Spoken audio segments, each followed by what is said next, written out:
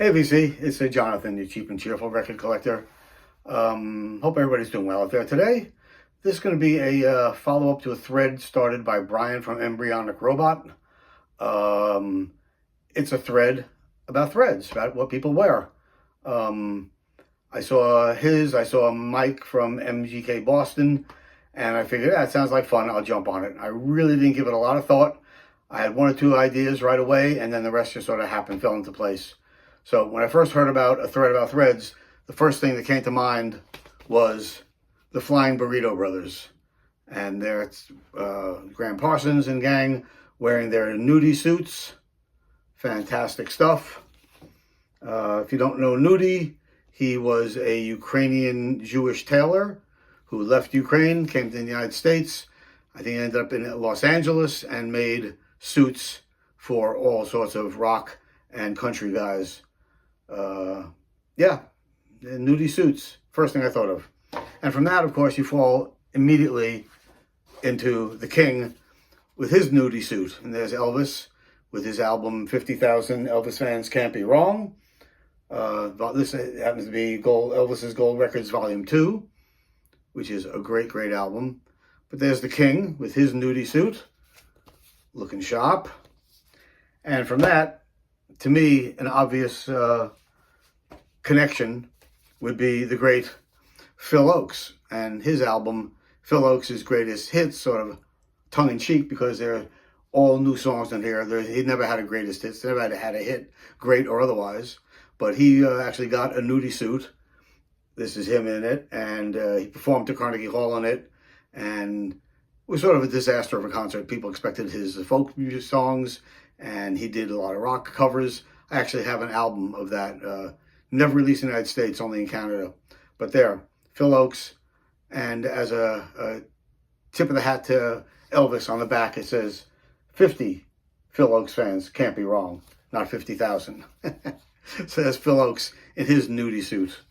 Also, obviously, country western guys always dressed up, and I had a lot to choose from, but I just grabbed one, and it's Buck Owens and the Buckaroos, his album, I've Got a Tiger by the Tail, and he's looking sharp in that beaded up suit that you got right there.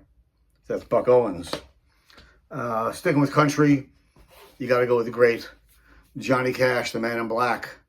And this is his album, Cash, American Recordings. And there he is in a long black coat, looking slick. Johnny Cash. Talk about looking slick. I have to go with my man, Frank Sinatra. There he is in his tuxedo. Frank always wore a tuxedo, always thought it was his go-to outfit for performing. Famous story when he was in Las Vegas, him and Dean Martin and Sammy Davis Jr. showed up late wearing a regular suit, not a tuxedo. And Frank told him he had to leave and go back and change into a real suit, into a tuxedo. There you go. There's Frank in a tuxedo, looking cool. Can't forget the ladies. How about Nina Simone?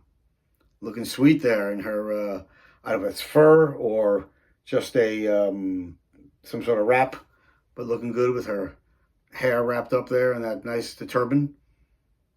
There's Nina Simone looking cool. The great Nina Simone. Sticking with the ladies, you got to go with the great Bessie Smith, the Empress of the Blues. And that's how they used to dress back in the old days. They didn't show up on concert wearing jeans and t-shirts.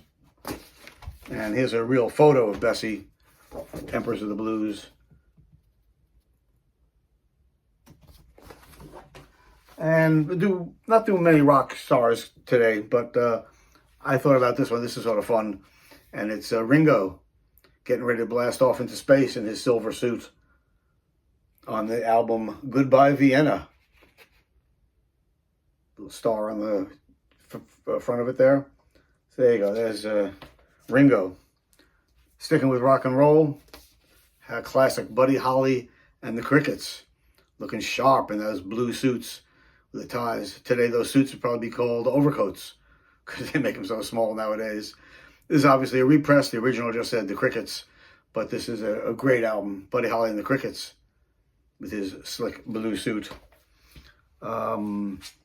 Going to jazz, Quincy Jones. This is his album, The Birth of a Band. Can't look much sharper than Quincy Jones in that suit there with his vest and his watch. Looking cool as can be. Quincy Jones. I love this album, love this singer, and I had to show Linda Ronstadt.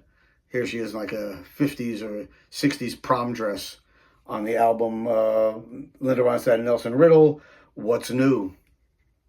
Such a great album, great cover, I love that. White gloves, the whole bit. Speaking about white, how about John Cale? Paris, 1919. All dressed up with a white suit, white vest, white tie. There it is. John Cale, late of the Velvet Underground.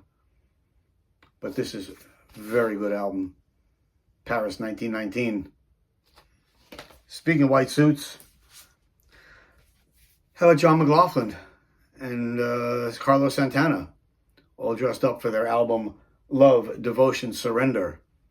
I guess they were into this Guru Sri Chimnoy at the time. I saw them right after this album came out, opening for Alice Coltrane. Pretty amazing. There they are with their guru of the time. But yeah, looking really sharp in those white suits. And finally, one of my favorite artists, the great Tom Waits, all done up with his bowler hat and his album Glitter and Doom Live. There he is on the back, performing the best. Tom Waits. Lucky enough, I got to see Tom Waits a couple of times before he stopped performing, obviously. There you go. Tom Waits, Glitter and Doom Live. And that's it. Those are the ones I grabbed today. I could have done a lot more. I'd love to see what other people are doing on this. If you like what you saw, please subscribe if you haven't. Give me a thumbs up. I really appreciate all the new subscribers I've gotten, which has been a bunch recently, so that's really great. And until next time, peace.